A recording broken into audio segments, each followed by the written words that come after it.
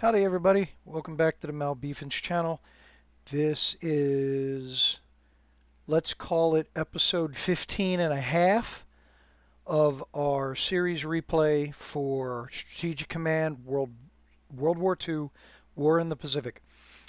This is not going to be an episode where I am actually playing the game. This is actually a strategic overview discussion.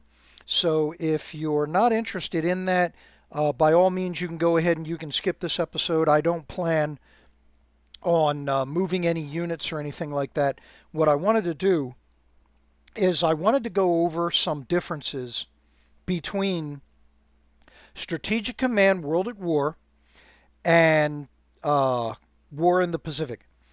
And the reason that I wanted to go over that is because my initial strategy for playing War in the Pacific is not working. At least it's not working um, to my satisfaction. So I've had to change my strategy. I've had to adjust my strategy. And there may be some people out there that are asking why. So I wanted to go over that in order to answer any questions or concerns that might be out there. Why am I going against what I originally said I was going to do? So first thing up, first major difference. If you go back to the first episode, you will see that Strategic Command Strategic Command World War II, War in the Pacific, the 19 or how do I want to put this? The Grand Campaign scenario starts on December 7th, 1941, whereas in Strategic Command World at War, the Grand Campaign starts on September the 1st, 1939. Did I say? Yeah, I said December 7th. Yeah, so in War in the Pacific, the game starts, the earliest you can start without mods or anything is going to be December 7th, 1941. And then in World at War, without mods or DLC, the earliest you can start is September 1st, 1939. So obviously, you've already noticed the huge difference there. Okay, so that gives whoever's playing Japan, that gives them some 2 years to go ahead and beat on China before they wind up having to get involved with the United Kingdom or the United States, assuming they even do that. Okay, there's no guarantee that they will actually have to attack.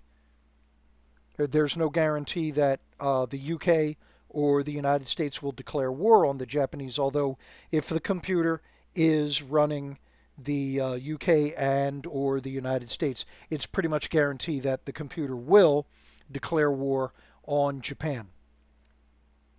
But still, though, you get all that time to go ahead and beat up on the nationalist Chinese, the communist Chinese, expand, get your defenses out into the Pacific, be prepared to attack the Philippines and wherever else.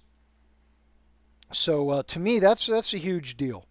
Okay, and I knew I was going to lose that advantage in War in the Pacific, but until I actually played the game, I didn't realize how much of an effect that would have.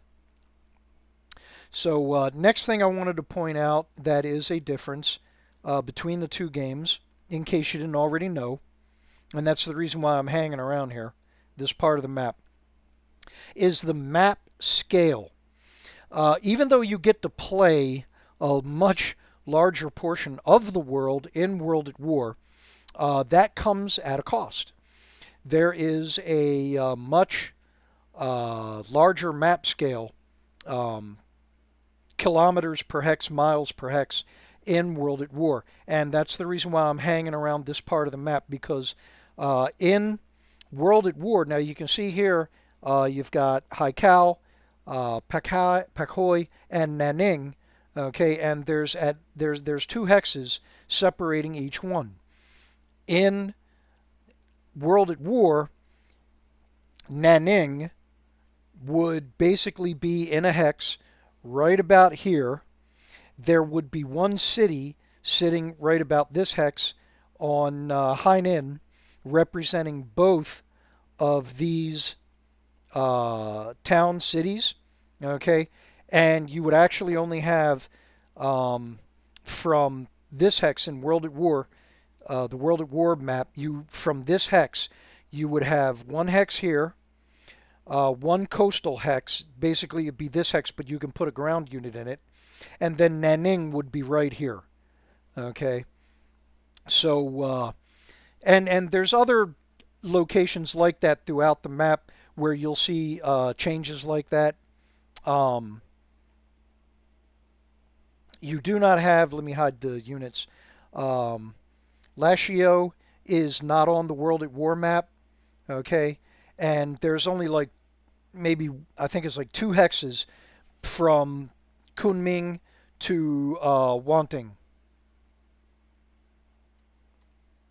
So now the reason that I bring that up is some of you may have already figured out is that it has a major effect on your strategic and tactical operations. Okay, um, how difficult is it going to be for you to get to a objective? How difficult is it going to be for you to defend a particular objective? Which objectives become more important because of their immediate danger? Uh, these things all become a consideration. Okay. Now, your movement, um, your movement points for your units obviously are adjusted for the different map scales. Okay, but still, it does change basically, not always, but basically your ability, how long it's going to take you to get from one point to another, because the game turns themselves are still pretty much the same. Each game turn for if you're a single player playing solo against the computer, then each side the player gets 2 weeks per turn, and then the computer gets roughly 2 weeks per turn. Both sides get roughly that much time per turn, and it's the same way in World at War. It's the same way in War in the Pacific. Okay, and so the change in the movement point allowance in order to compensate for the different map scale doesn't always math out. Okay, and I mean I'm not going to hold it against them. The developers, I am not. I'm not going to hold that against them. They did the best job they could. I'm happy with it, but it still has an effect on your strategy if you're like me and you weren't planning ahead. Okay. Um, Now another thing, and this is major to me. Okay, this is as far to the west as I can get this map to go. Okay. I wanted to be. I was kind of hoping I'd get a little bit closer to the Middle East, to the Persian Gulf, because this next point that I want to bring up is the single most important difference between World at War and War in the Pacific, and that is the fact that the Japanese get help from Nazi Germany. Okay? And then depending on how successful Mussolini's Italy is, Japan may get a little bit of help from them as well. And where that help comes in is the Africa Corps and whatever the German player is doing in the Middle East, Mesopotamia, and Asia Minor. Okay, and then Egypt. If the German player is making strong inroads there, if they're making really good gains, then that creates a serious global defense issue for the United Kingdom. Okay, um, the programming that the developers did for the AI is pretty good, in my opinion, in that they have given the computer an understanding of which objectives are more important than others, and it also leads into a little bit the thinking of some of the leaders at the time. Okay, um, we can talk for hours about whether Churchill was a good guy or a bad guy, whether he had good ideas or bad ideas, which ideas of his were good or bad. We can talk about that for hours, okay?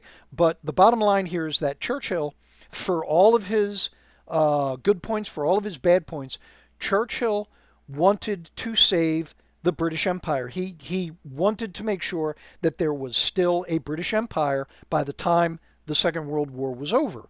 Okay, and the computer, in my opinion, the computer faithfully recreates that thinking in how the computer um, looks at the map situation strategically in the game.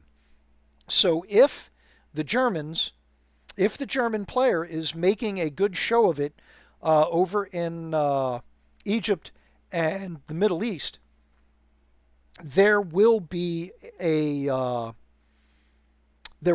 point where the computer has to decide whether or not it's going to reinforce India or or if it's going to reinforce Australia, depending on the threat level that the Japanese player is presenting.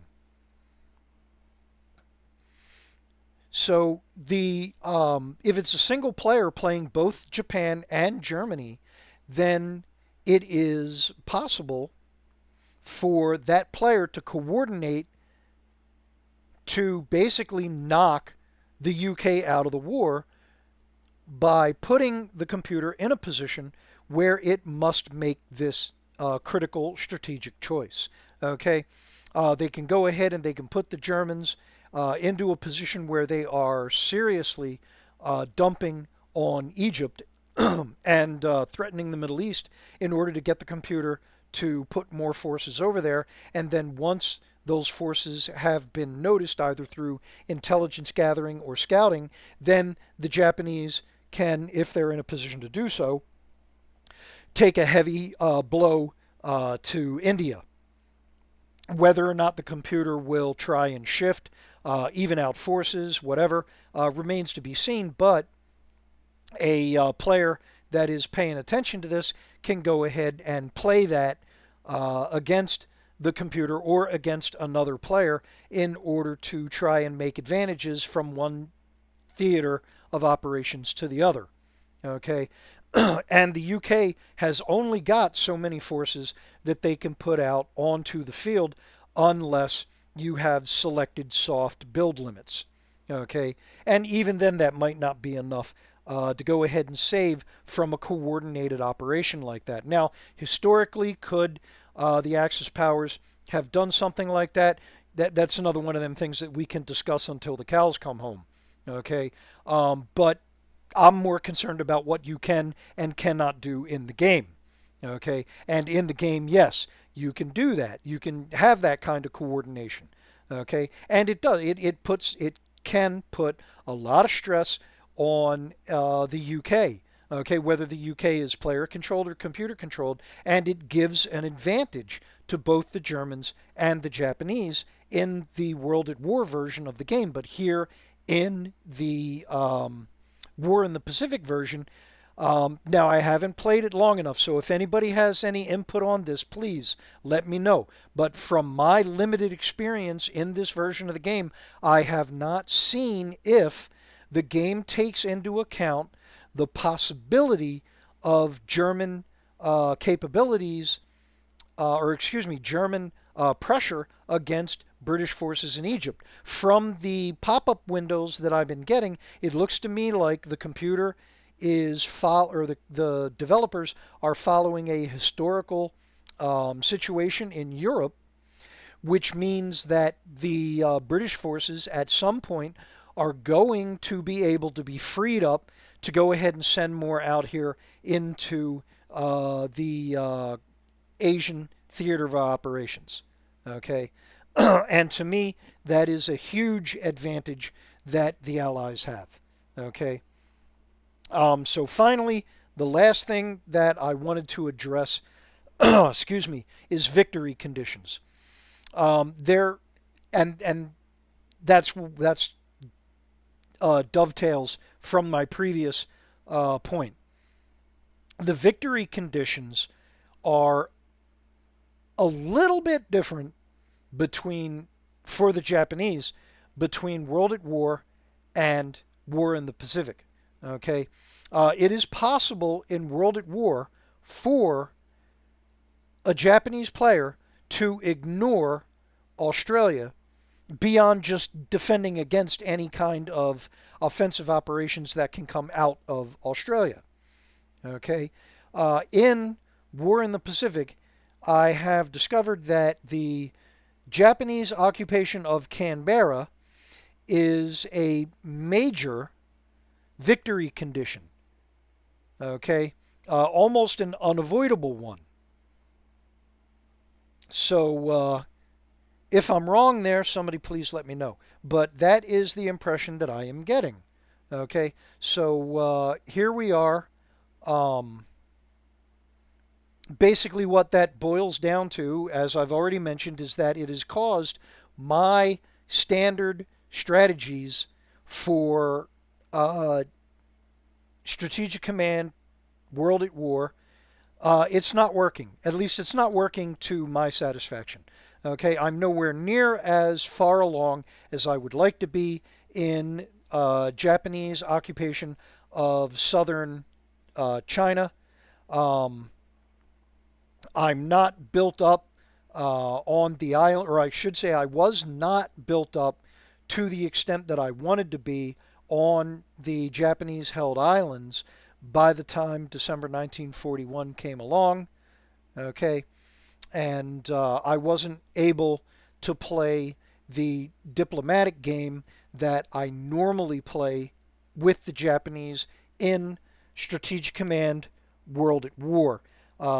Specifically, I was not able to pay, excuse me, I was not able to pay into bringing the Dutch East Indies closer to the Japanese side. If you haven't noticed, in Strategic Command World at War, the Dutch East Indies are kind of treated as a separate nation that leans a little bit towards Imperial Japan. And in Strategic Command War in the Pacific, that is not so. so, so that's another advantage that I had in World at War that I do not have in War in the Pacific. Okay, so with all of that out of the way, where does that leave me? Okay, so I am shifting the strategic focus of my overall war aims. Now, I'm still going to focus on southern China. I still want to push and take Chungking. Let me zoom in a little bit here. Let me hide the units. I'm still working on the three-pronged approach towards Chungking, okay? And I'm also going to be pushing to go ahead and cut off the Burma and Lida roads. However, I'm not going to be able to push as much as I had hoped through Burma. Okay, I'm going to have to. I'm going to have to get more forces in here, but because I am starting to make some breakthroughs in southern China, I'm going to put more effort there than I was planning on putting in Burma.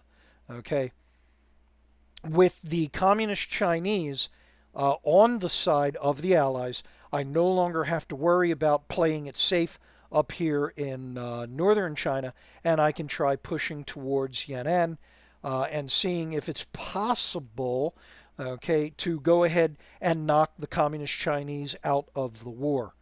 Um, so that's going to be a secondary objective, but primarily I'm going, as far as Southeast Asia and China is concerned, the vast majority of my effort is going to be down here in southern China. The other thing that's going to be a change, originally I was hoping to push through into India. Delhi was an objective. I'm scaling that back now to see if I can get to Calcutta, but I'm not going to bank on it. But I am going to still try to focus on that. Um, I'm going to uh, give up on trying to take Ceylon. I may feint to it in order to draw out British forces, prevent them from supporting operations in Burma or in along the Indian border. But other than that, I'm pretty much giving up on Ceylon as a strategic objective unless the situation changes drastically. Instead, I'm going to try and make a defensive position here in the Dutch East Indies, while my second primary objective is going to be here in Australia. Now, I've already got a force up here in northern Australia. Um, I believe that is, no, that is not Queensland. But I've got a force up here working out of Darwin. Originally, that was just supposed to be a distraction force. I just wanted to go ahead and pull forces away to go ahead and keep them from doing operations in the Solomons and out in the Hebrides. I actually wanted to take the Hebrides and go ahead and cut off, further cut off American supply and reinforcements coming into Australia. But now I'm going to have to push. I'm going to take the forces here in Western New Guinea and I'm going to use them to hit uh, northeastern Australia. And another thing that I want to do is I want to try and get a diversion force to go ahead and come on down here and take Perth. The idea being as I just want to cut off supplies going from Australia to India. But that is not going to be a force that's going to attempt to push across to Adelaide. Instead, it's just going to take Perth, maybe take the surrounding towns, Dungara and Southern Cross. If the opportunity presents itself, I'll push out as far as the mines here in Kalgoorlie. But that, or Kalgoorlie, I mean, however it's pronounced. And so that's really all that's going to be. The major, excuse me, the major push is going to be Cairns and Townsville, and then south to Rockhampton, Brisbane, all on and on until Canberra. I really don't expect to be able to get invasion forces from Port Moresby or Guadalcanal all the way down to Canberra or Sydney. I don't expect the U.S. Navy or the U.S. Army Air Corps to give me that opportunity. So it's going to be Cairns and Townsville and then a slugfest down. Maybe I can have a covering force working down from Corumba and following this road down to Winton, and just basically being a flanking force to help the push down to Canberra. Okay, so that, and obviously trying to defend my position in the Pacific Islands, dealing with these United States raids that are cropping up from island to island, basically playing a game of hopscotch out here in the Pacific Islands. So I'm going to have to do that in order to prevent the U.S. forces from outflanking me, grabbing islands in the Carolinas and the Marianas, and threatening my supply lines, or threatening an actual invasion of the home islands. So, so that is going to be the big change in the overall game strategy. And we'll go ahead and we'll see if that works. We'll see how that plays out. And I just wanted to bring everybody up to speed on the wherefore and the why. Um, and that's pretty much going to be it for this episode. I'm going to try to crank out an actual episode 16 with the next couple of game turns. I'm going to try and get that out today. If not today, I will get it out tomorrow.